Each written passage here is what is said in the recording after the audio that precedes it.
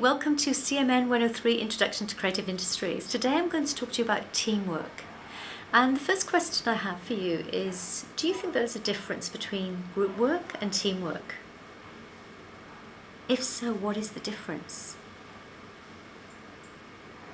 Well, teamwork is what we want you to engage with, both in the next assessment task, but also in the way that you engage as a creative in the creative industries.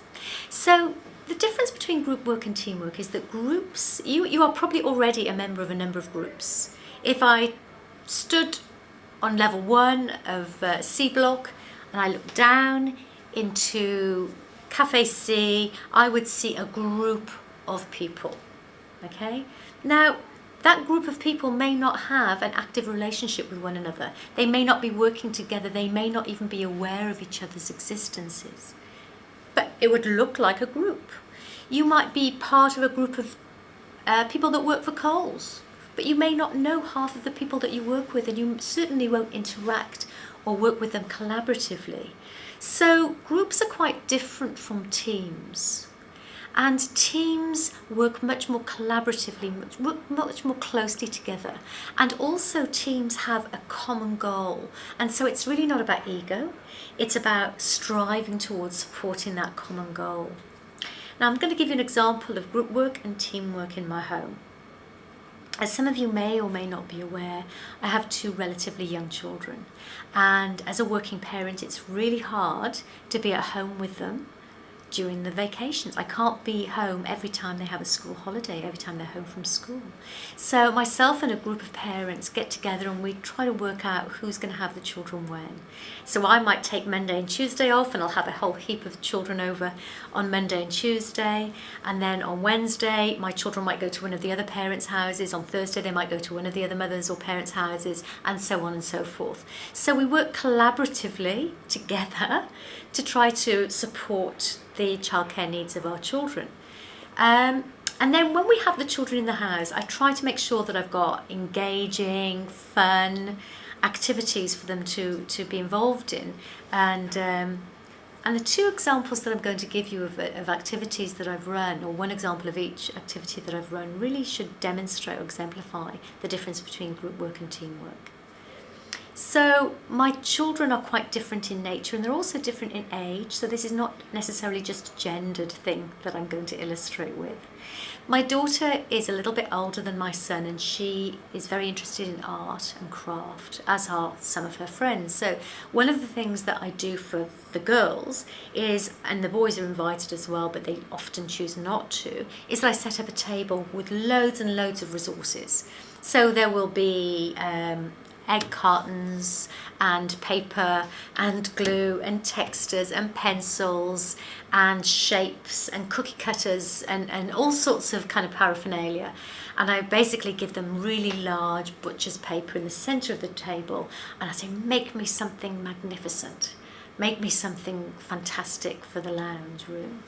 And they will work usually really collaboratively on this project. So one of them will start in one corner creating something, and there are 3 or 4 around the table around this large piece of butcher's paper, and somebody else might start over there, but it won't be long before one of them, say for example Yasoda, will look up and she'll look across at my daughter and say, oh, Edie, that's amazing, you need brown for that. And she'll pick up the brown textile or the brown crayon and she'll pass it across. And so she's given my daughter the idea of how to enhance her particular section. She hasn't worried about the fact that it might outshine hers. She's really interested in making sure that this beautiful creation is as wonderful as it can possibly be by supporting the other individual in her endeavour. And then within 2 minutes, one of the other little girls, Zoe, will look up and say, oh, wow, I love what you're doing there. Can I add some hair? And so she'll nip up from her little position and add some amazing kind of, fantastic hair to the character or the idea that somebody else is presenting. And it really doesn't take them long before they're looking at the overall project, the overall design of what they're creating, identifying how they can contribute to enhance it. Not that their section stands out, that their sections is better, that their little image that they've created somehow overshadows somebody else. There's no race, there's no competition. It's truly collaborative.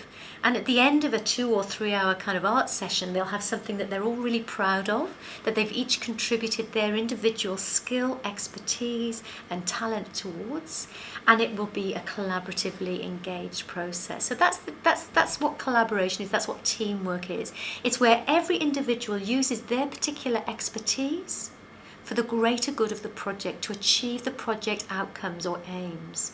And there's a selflessness involved, but there's also a requirement to reflect on their contribution, to think about which bit can I perform, which bit can I do well, which bit should I ask somebody else to come in and do better because they're more expert at that.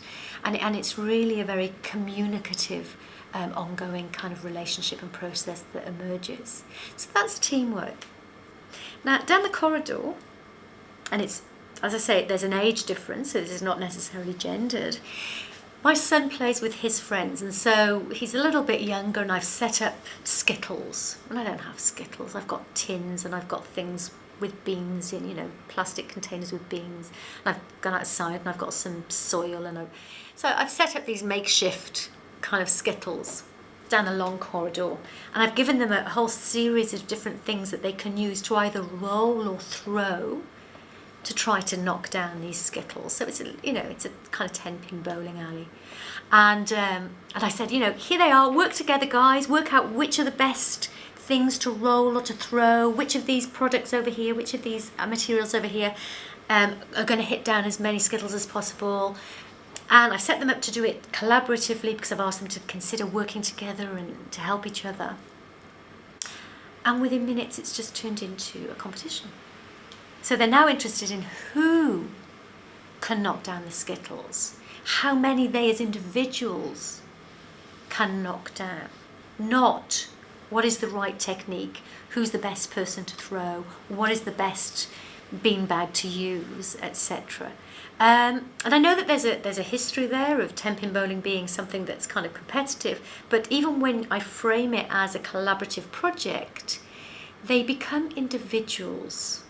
Now those group of individuals are there for a group, because although they're working on the same project, they're still trying to knock down as many Skittles as possible. They're not working collaboratively. They're not thinking about how to use their resources to the best event or to the best effect to create the outcome, which is to knock down all the Skittles. So that's the main difference between groups and teams. Groups are individuals that contribute often to the same project, but they contribute individually. They don't enhance or add to or collaborate and give of their skills for the outcome of the overall project in the same way as team players. So I want you to be a team player in task 2. I also want you to be thinking about your teamwork skills more generally, because we all know that in the creative industries, it is teamwork skills that you're going to need in all of the projects that you engage with. It's also your ability to engage and work as a team member that will get you your next gig. Now, what do I mean by that? Each discipline area and each area that you'll work in is actually relatively small. You will know a lot of people and they will know you relatively quickly when you're working in that area.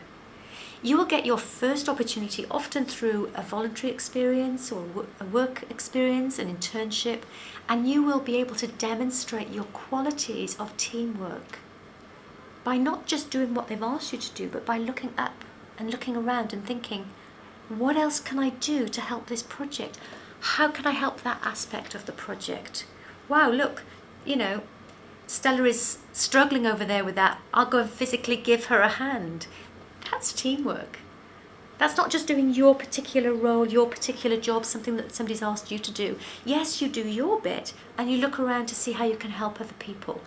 And interestingly, when they want somebody else for that role that you've just managed to demonstrate your skills and your expertise in, they will remember you, and they'll remember you not just because of the expertise that you engaged with and you demonstrated in your particular role. They'll remember how easy you were to work with. They'll remember that you were a good team player, that you were interested in the overall project and not just your contribution to it. And if there's an opportunity to offer you work, they will offer you work. And then you will maintain and continue to develop your skills in teamwork through that process. So it's really important that you start that process now while you're studying. So teamwork is essential for success in the creative industries. Okay, I've got a video that I'd like to share with you now, and it's a video of some dolphins and the way that they work together to feed, which is one of those kind of natural survival things that we all have to do. So just have a look at this and think about what I was talking about in terms of working collaboratively, working together to achieve their outcome.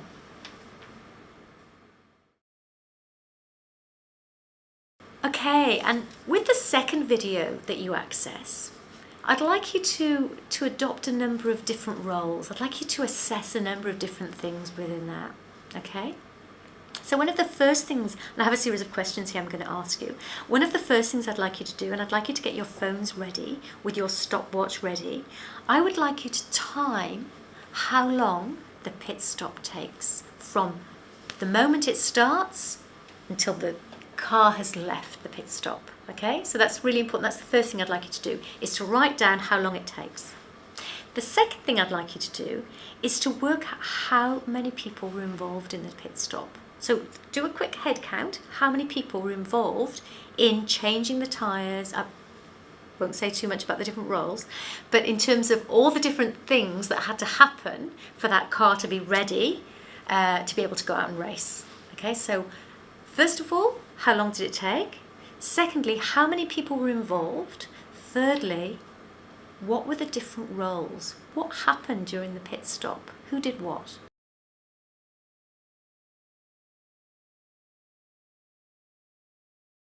Okay, so now that you've seen that video, and maybe you'd like to watch it more than once, you can always press play or rewind and have a look at it again. I just want to talk to you a little bit about how amazing the collaboration was. So how long did that pit stop take? Seconds. Okay. What happened during that pit stop?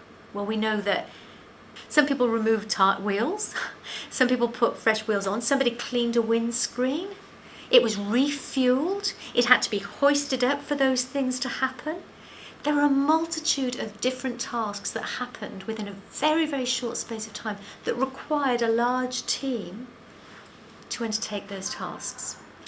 So I suppose the question here, or the thing to consider, is what were the qualities and the skills that those particular participants exhibited to be able to be so successful in their pit stop?